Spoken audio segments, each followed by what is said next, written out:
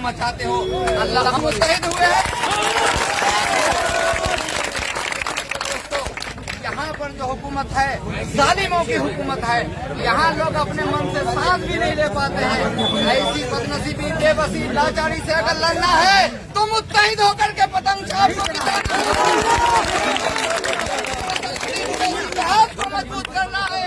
हमारे भाई अख्तरुल इमान साहब के हाथ को मजबूत करना है। मुत्तहिद हो जाएंगे तो यहाँ का जो भी सब ये है मनहूस साया है उसको हटा देंगे मेरे भाइयों।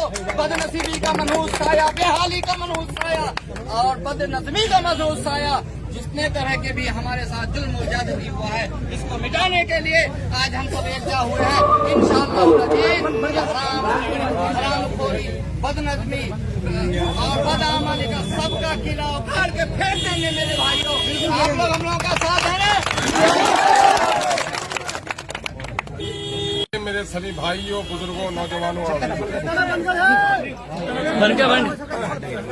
मैं आप का भाइयों का बारिश के इन कतरों में भीग कर भी आपके आंखों पे कोई मलाल नहीं है। चेहरे से आप हसास और बस्सास हैं। बावजूद है कि आपने तवील वक्फे से मेरा इंतजार किया है, लेकिन कहीं गम गुस्सा नहीं है बल्कि इत्मीनान है। वो इस बात की दलील है कि आप हमारे खातिर नहीं बल्कि अपने नस्लों के खातिर एक इनकलाब लाने के लिए तैयार हैं। मैं मुबारकबाद देता हूं अपने रफीक अजीज आप सबों के एक जाले और बहुत ही हिम्मतवर बेटे को जनाब डॉक्टर अबू सायम साहब के जिन्होंने रात की भयानक तारीकी में जुगनू नहीं बल्कि रोशन चिराग जलाने का काम किया। कहा किसी जालिम के खौफ से पत्ता भी खिसकने से घबराता था। बड़े बड़े लोगों की जबान जहां पर आकर गंग हो जाती थी, ऐसी सरजमीन पर किसी ने भी अगर हिम्मत की आवाज लगाई है और मजलूमों की आवाज उठाई है, जालिमों के खिलाफ नारे तकबीर बुलंद किया है, तो उसका नाम डॉक्टर अबू सायम।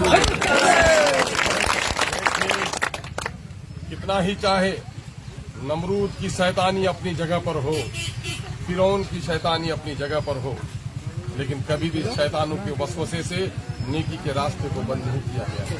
बादल कितना ही घनेरा हो जाए, सूरज को निकलने और उसकी किरणों को रोकने की किसी में ताब नहीं। सूरज की किरण नहीं है लेकिन अंधेरा दूर है, ये सूरज की कैफियत दूर। मैं मुबारकबाद देना चाहता हूँ भाई जनाब गुलाम रब्बानी साहब नश्तर या नहीं, मैं तो नश्तर कहता हूँ। नश्तर इसलिए कहता हूँ, खुशतर उस वक्त होगा जब गुल खिलेंगे। अभी जख्मी बहुत है समाज, इसलिए उसमें नश्तर देना जरूरी है। नश्तर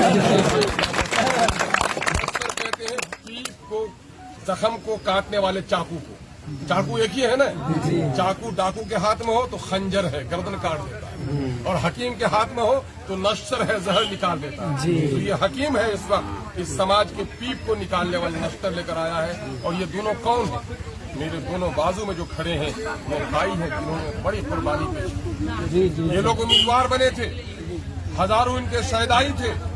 आपने भी अबू सायम के लिए झंडा उठाया था, आपकी भी तमन्ना थी कि अबू सायम हमारा एमएलए बनकर जाए। भाई गुलाम रब्बानी साहब के लोगों ने भी कहा कि गुलाम रब्बानी हमारा एमएलए बनकर जाएगा, लेकिन पार्टी ने ऐसा उसूल पेश किया है। दूसरी पार्टियों में कोई बागी होता है तो फौरन जाकर अपने नेता के खिलाफ झंडा उठाता है।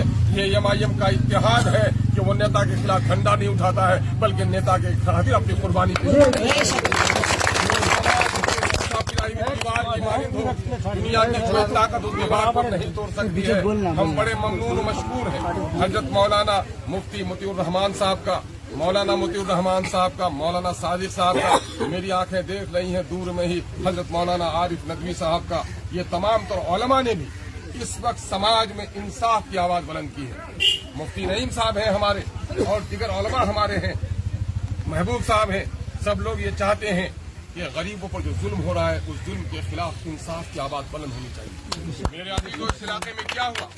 आजादी के 73 साल मुकम्मल हो गए, लेकिन जब मैं इस इलाके में आया, फिरा, लोगों से बात की तो मुझे ऐसा महसूस हुआ कि लगता है कि इस इलाके को अभी आजादी नहीं मिली। करीब करीब मैं मीरपुर से पश्चिम जाऊं, नंदनिया से पश्चिम जाऊं तो लोग हिम्मत से बात करते हैं, लेकिन जब इधर आता हूं तो लोगों को कहते हैं कि इलेक्शन का क्या हाल है। वो बेचारा बोलने से पहले दाएं और बाएं झांकता है कि कोई सुनो तो नहीं, कोई तो तको नहीं। जब किसी को नहीं देखता है तो बोलता है कि जानी है हमरा तोर साक्षी, और किसी को देखता है तो कहता है कि छत होना अभी की हो जाए। यानी लब पर पहरा, जबान पर पहरा, ये किस जालिम ने किया? आज जो आप इस बारिश में भीग रहते हुए, बादल का बरसता हुआ पानी भी आपके गुस्से को कम होने नहीं दिया है, वो क्या है? क्या सबब है? आज यहाँ जमा होने का सबब क्या है? आज भी इस आजाद हिंदुस्तान में एक शख्स ने चाहा कि मैं अपने बच्चे का अकीका करूं तो मेरा जो दोस्त है आएगा, मेरा जो अहबाब है आएगा। मैं किसी के बाप के बेटे की रैयत तो नहीं, मेरा बाप किसी का गुलाम तो नहीं कि मैं किसी से पूछकर सांस लूं, मैं किसी से पूछकर अपनी आंखें खोलूं, किसी को पूछकर चिराग जलाऊं। ये किसने कर दिया? इस जालिमों को किसने कर दिया? अंग्रेजों को तो 7 समंदर लंका पार कर दिया गया है। अंग्रेजों का चाल चलन अब भी क्यों बाकी है कि जिसने अपने बेटे का अकीका करना चाहा, गांव का सरदार ये कहता है कि फला को बुलाओगे तो तुम्हारा टेंट उखाड़ देंगे, तुम्हारे यहाँ किसी को आने नहीं देंगे। ये कौन सा? ये पढ़े लिखे आप जाइए, बेंगलोर में गया हूं, ये बेटा आपका है। मैं समझता हूं कि हजारों लोगों के शिफा का बाइस बना है। बीमार हुए हैं लोग, पैसा नहीं है, वहां से चैरिटेबल सोसाइटी से उसने पैसा दिलवाया है, मशवरे दिए हैं, इलाज किया है, और अभी भी लॉकडाउन में मैं समझता हूं कि हजारों लोगों को फायदा पहुंचाने का। गांव के सरदार से पूछिए कि सिरसी का भी, चूनामारी का भी, धर्मबाड़ी का भी, हाड़ी का भी बेटा कोई दिल्ली और पंजाब में फंसा हुआ रहा है, कोई मीरठ में, मलियाना में, अहमदाबाद में फंसा हुआ रहा है। किसी एक की खबर भी ले सके हो? जो हमारी खबर नहीं ले सकता है वो हमारा चौकीदार और पहरेदार नहीं बन सकता। मेरे नौजवानों, खासकर मेरे चकरिया और परदेसी नौजवानों, मेरे पास अल्फाज नहीं है, किन अल्फाज से मैं तुम्हारा शुक्रिया अदा करूं। आज जो ये इनकलाब की आवाज बुलंद हुई है, हमारे पढ़े लिखे लोग नाराज नहीं हों। जुनू पा गया है मंजिले कामरानी, खिरत रह गई है हौसले आसमां कर। जो लोग थे अपना कुर्ता पैरहन बचा रहे थे कि इला धूपोत नहीं दे, इला धुला, इला धुआत्मक कुर्ता गंदा है जावे। आग बुझाने के लिए जो दौड़ता है वो परवाह नहीं करता, जो पागल होता है आग बुझा देता है, जो कपड़ा संवारता है वो घर जला देता है। हमारे इन पागल नौजवानों ने, जिसने दिल्ली देखा, पंजाब देखा, पंजाब से किशनगंज आ गया, बूढ़ी माँ थी जाकर बात कर लेगा, लेकिन वहां पर किशनगंज आया तो वहां पर उनका साथी था जोकी का, वो घर पहुंच गया। उनका साथी था ठाकुरगंज का, वो घर पहुंच गया। उनका साथी था दिगलमैक का, वो घर पहुंच गया। लेकिन जिनका घर खाड़ी था तो बोला रात के कोई गाड़ी नहीं मिलबे, पुलडा टूटाल छे, हारू मुनि पुलडा टूटाल छे, बलिया मुनि पुलडा टूटाल छे, कन्ने जाल जाबे। माँ बिलकती हुई मर गई, अपनी माँ की लाश देखा, अपनी माँ की है कि नहीं है? जाइए, ये भी अभी एक बारात गई है, अभी शायद कहीं सड़क के किनारे उसका घर हो, लेकिन यहाँ 90% बस्तियां सड़क से दूर हैं, कटी हुई सड़कें हैं। आप जाइए, बहादुरगंज जाइए, किशनगंज जाइए, कोचादमन जाइए, आषाढ़, सौन, भादो, आसिन, कार्तिक, हर खुना ब्याह हो जाए, कोई दिक्कत नहीं है। जहाँ हर खुना मोटर गाड़ी सवारों दरवाजा पहुंचे जहाँ। लेकिन मेरे भाइयों, जेठ के महीने से ही इस इलाके के 70% बस्तियों में कोई गाड़ी नहीं पहुंच सकती। बेटी की शादी भी हमने तय की थी तो रास्ते की खराबी की से बेटी की शादी 6 महीना हुआ कि नहीं? मेरे भाइयों, अगर किसी एक घर को कोई लूट कर ले जाए तो उसे कहते हो डाकू हो, तुमने घर लूट लिया। लेकिन मेरे भाई, चलिए मिर्चान टोली, चलिए यहाँ की मठुआ बस्ती, मठुआ टोली, उषा चलिए डमड़ा, मेरी आंखें देख कर गई। चनकी, खाड़ी, मसरतना टोली, फिर सुरजापुर, सिमलवाड़ी, मैंने जाकर देखा लगभग 300 से 400 लोगों के घर कट गए। एक घर नहीं लुटा। एक घर बनाने में लोगों की पूरी जवानी गल जाती है, और हजारों घर कट के जो दरिया शिकस्त हो गया, बस्तियां की बस्तियां उजड़ गई, मस्जिदें चली गई, कब्रिस्तान चले गए। मैं ये नहीं कहता कि हर एमएलए एमपी के हाथ में इतनी ताकत होती है सब रोकवा दे, लेकिन हाँ, रोकना नहीं रोकना बात की बात थी, लेकिन किसी जालिम ने कोशिश भी करने की शुरुआत भी नहीं की। दरखास्त भी लिखे देता मेरी घर को लूटने वाला डाकू होता है। ये 300-400 घराने जो हमारे लूट गए, खरजली में तो भीटा भी बचता है। डाकू लूट के ले जाता है तो घर का कुछ सामान तो बचता है, लेकिन जिनका घर कट गया उनका कुछ भी नहीं बचा, बाप का भीटा भी नहीं बचा। वो कौन जालिम है जिसने हमारा हस्त किया? उस जालिम को तलाश करना अब आपकी जिम्मेदारी है। मेरे भाइयों, एक आदमी का कत्ल हो जाए तो कहते हो कि फला का कत्ल हो गया था, डाकू ने कत्ल कर दिया था, उसकी नस्लें याद रखती हैं। लेकिन मेरे भाई, खुदा के वास्ते दिल पर हाथ रखकर सोचो, दादी अम्मा बीमार है, बेटी है, बहन है, बारदार है, एम्बुलेंस घर तक आता तो बेटी पूर्णिया पहुंच जाती, किशनगंज पहुंच जाती। मैं समझता हूं कि हजारों बेटियां, हजारों माएं, हजारों हमारे बूढ़े बुजुर्ग बगैर एम्बुलेंस के, दवा के बगैर मर गए होंगे, उनको दवा नहीं मिल पाया है, उसका कातिल कौन है, उसको मेरे भाइयों आपने क्या किया? देखिए, असल होता यह है कि रोपे बिरवा नीम तो आम कहां से हुए। कश्ती डूबती है, दरिया की तुगयानी में भी डूबती है, लेकिन कश्ती कभी मुसाफिरों की गफलत से भी डूबती है। कुछ कसूर शायद हमारा भी है मेरे भाइयों, माफ करना मुझे, है ना। कश्ती के डूबने का नहीं सिर्फ मल्लाह जिम्मेदार, बैठने वाले को भी जरा सलीका चाहिए। अगर सबको घर के आकर कश्ती अंदर डूबे नहीं डूबे में घर वाला कम अच्छा हो, एक बगल बैठे तो कश्ती डूबे नहीं, तो हमारा एक बगली कश्ती बैठे अपना डूबे ही कमन करे। देख नीते उठा कुलियारा जीतिया तो खोट्ठा जीतिया तो हंसा के मुद्दा का जीताना छे, बंगाली जीताना छे। आ खोट्ठा की बोले कि देखे हो नहीं तो बंगाली जीत जाती, है ना। तो वो हो गया खोट्ठा का साथ और आप हो गए बंगाली के साथ। यहाँ कभी बंगाली जीता, कभी खोट्ठा जीता, अमोर की जनता अब तक नहीं जीत पाई। अब की बार आपको लड़ाई लड़ना है कि अमोर की जनता जीते। अमोर की जनता जब जीतेगी तो अमोर के मसाइल होंगे और खोट्ठा और सुरजापुरी जब जीतेगा तो आपका खोट्ठा और सुरजापुरी बनकर जाएगा। मस्तान साहब कुमड़ा कुछ कोचन मी नहीं कुछ मी समझो कुछ आदमी बड़ा शरीफ, ऐसा शरीफ आदमी हमें नहीं देखो कुछ पता ऐसा नेक आदमी आलू के नहीं हुई आलू में तो शिकायत नहीं करूँ मी कैसा बोल लू खारी दो गेलू बोलवा नहीं तो जेल पीछा मर जो मर तो जाऊँ मीसा जे कर मैं अपना दामन नहीं जाऊँ, ईंट पत्थर जूते भी फेंक दोगे तो माँ तो नहीं है, माँ की कबर पर ले आके कहूंगा कि अम्मी जान मैं गया था मस्तान साहब की बस्ती में, लोगों ने इनाम दिया है, मुझको उसकी परवाह नहीं है। गालियां देना चाहते हो गाली दो, लेकिन हक का पैगाम पहुंचाऊंगा, क्योंकि मेरा ताल्लुक आपका ताल्लुक नबी रहमत से है, जिसने ताइफ के पत्थर को खाकर भी रहमत की दुआएं मांगी। हम जाएंगे, एक बीजेपी नेता चले गए बस्ती तो वही किस्म से पुल टूटा रहा है, सड़क टूटा रहा है, बिजली न्यूज हुई, नेताजी क्या किया? 15 साल से आप हैं, कभी बिजली नहीं, कभी सड़क नहीं, कभी पुल नहीं, कौन सी का वोट देंगे आपको? अरे खबरदार, तुम्हारा बाप है, बुलाओ दो उसको। मैंने कहा है बोलो अपने बाप को, तुम बिजली के नाम पर, तुम पानी के नाम पर, तुम कभी सड़क के नाम पर हमको वोट दिए थे? तो बोला किसके नाम पर वोट दिए थे? तो बोला राम मंदिर के नाम पर नहीं दिए थे, राम मंदिर बनाएंगे। तो जो वादा किया वादा अदा किया कि नहीं किए? अब वो छोटा बकबकेंगे, अच्छी बोल जरा वादा रहे बात रहे, ईमानदारी से बोलो दी।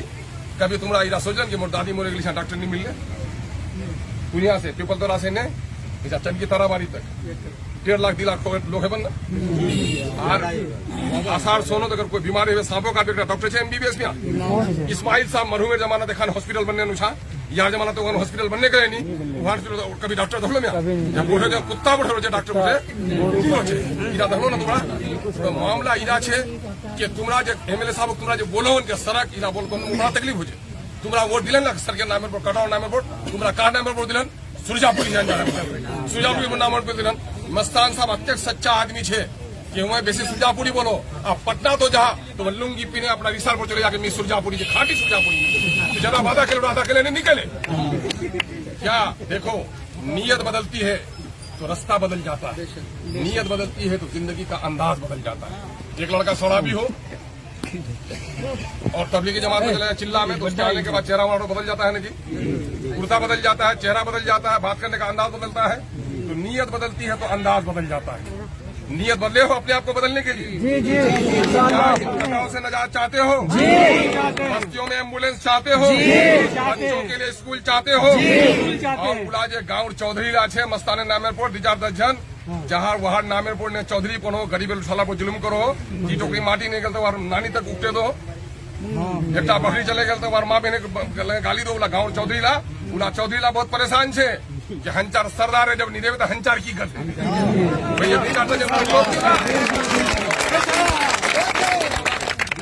अभी छोड़ परेशान हो दिला वही ला छो कौन है तो आपकी बात नीयत बदलती है जी।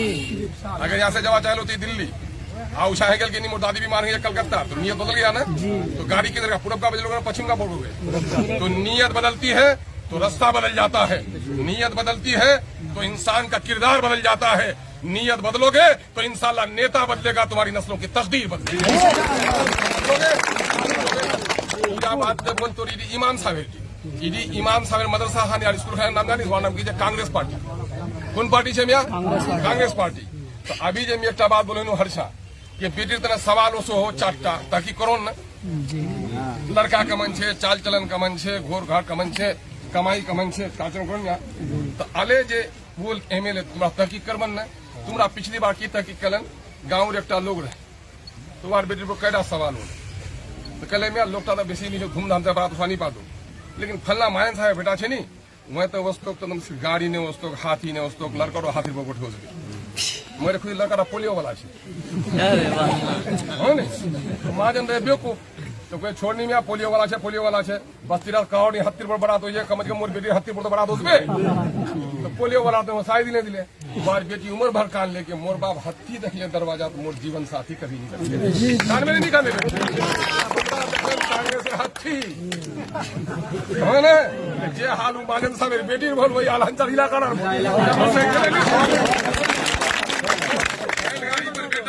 दूल्हा आएगा सेहतमंद होगा तो एक दिन शादी के दिन रंगीनी नहीं होगी लेकिन उम्र भर मेरी बेटी खुश रहेगी, खुशहाल रहेगी। आज अगर और क्या है किरदार कांग्रेस का किरदार ये है कि कांग्रेस ने मुसलमानों का इस्तेहसाल किया है, दलितों को उसने लूटा है, मुल्क आजाद किया, हमारे उलमा ने गर्दनों को कटा कर मुल्क की सरदारी दी कांग्रेस के खानदान को। लेकिन मुल्क जब बटकर अलग हो गया तो जो बचे थे हिंदुस्तान में मुसलमान वो वफादार मुसलमान थे, वो अपने बापों के कब्रों को, अपने बुजुर्गों के मज़ारों को, अपने खानकाहों को आबाद करने के लिए हिंदुस्तान में था। लेकिन इसको क्या खौफ रहा, ये तो सुल्तानों का बेटा है, ये मुगल बादशाहों की नस्ल से ताल्लुक रखता है, इसको दबा कर रखो वरना फिर बादशाह बन जाएगा। क्या हुआ, काटना छाटना शुरू कर दिया मुसलमानों को, नौकरी से बेदखल, फौज से बेदखल, अदालत से बेदखल। और रिपोर्ट ये कहती है कि आजादी के वक्त मुसलमानों को 23% नौकरी थी और आज 5% पर पहुंचा दिया गया है, यानी आज दलितों के बराबर कर दिया गया है। जब मुल्क आजाद हुआ था 16% ब्राह्मण लोग पढ़े लिखे थे और 24% मुसलमान पढ़े लिखे थे, और आज मुसलमानों की हालत यह हो गई है कि सबसे ज्यादा अनपढ़ मुसलमानों की बस्ती में। इसने किया, स्कूल खुलने नहीं दिया, कॉलेज खुलने नहीं दिए, ऊपर से डर दिखाया। क्या डर दिखाया कि इनको मस्जिद से बड़ी मोहब्बत होती है, मस्जिद के नाम पर ये गर्दन कटा देगा, मस्जिद से झगड़े की शुरुआत करो। 1949 में सबसे पहले मूर्ति कांग्रेस ने बैठवा दिया, कहाँ बैठा दिया, बाबरी मस्जिद। याद है कि नहीं है? बहुत लोग बोलो बोले कांग्रेसी बोले हमारा खानदानी कांग्रेसी, क्योंकि अपना भाई खाता नहीं कुनिया खानदानी कांग्रेसी, तो दादी नाम जैनबुल निशान, तो तोर दादो नाम कुनिया नेहरू लिखा है, गांधी लिखा है। जब तो दादो गांधी नहीं बोलता तुम्हारा संतान करने बोलो नहीं, मौलाना आ जाते हैं ना, तुम्हें मेरे बेव को मौलाना आ जाते तो कल औलादे नहीं रहे, तो ना जा बोल है खानदानी। तो अगर कांग्रेसी अपने आप को कहते हो तो मुझसे ज्यादा कांग्रेसी नहीं हो सकते हो लोगों। आपने वोट देकर कांग्रेस को जिताया है, अख्तर ईमान ने वजारत की कुर्सी को लात मारकर कुर्बानी देकर कांग्रेस को जिताया। लेकिन जब वही कांग्रेस का एमएलए, जिसको आपके मुकामी एमएलए ने कांग्रेस के एमपी मौलाना असराउल हक को सीसाबारी की मिट्टी गवा देगी, जाकर पूछ लो मौलाना इफ्तिखार साहब, शमशाद भाई वहां से आए हुए कांग्रेस के लीडर, वो अगर इंसान चुप भी रहेगा तो वहां कंकर और पत्थर गवाही देगा कि इस एमएलए ने मौलाना को बीजेपी का जासूस कहने का काम करने का काम किया। और अख्तर ईमान ने क्या किया, कुर्बानी देकर मौलाना की इज्जत को बचाने का काम किया। कांग्रेसी पक्का बोलना, मी कांग्रेसी पक्का बोलूंगा।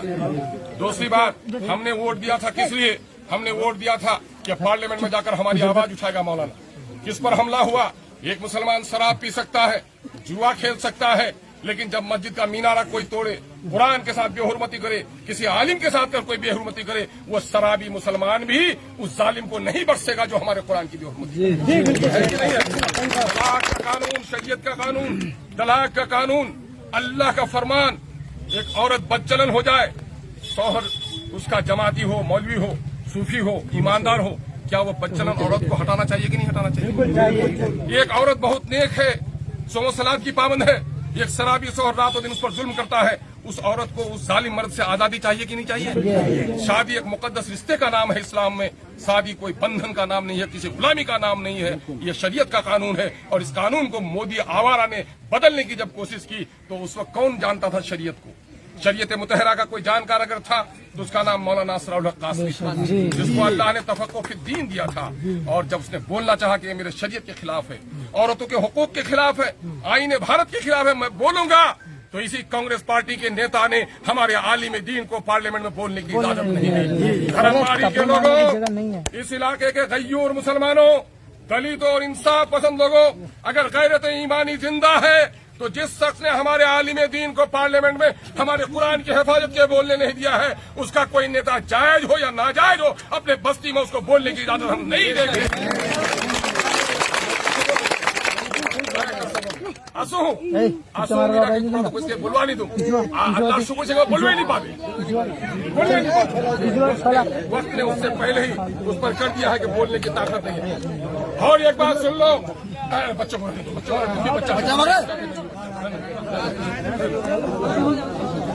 बच्चों को पुलिस से मत डराओ, चोर पुलिस से डरेगा, शरीफ पुलिस से नहीं डरेगा। झाले नेता कह रही क्या इमरानी से दरोगा पावर के होता नहीं तो वीडियो मिले कहते मुश्किल से वीडियो नहीं झगड़ा लगा सुना कोई अपना दुनिया से नहीं आ रहा भाई, वीडियो नौकर है तुम्हारा। मामला ये है Babri. Please like and subscribe my YouTube channel.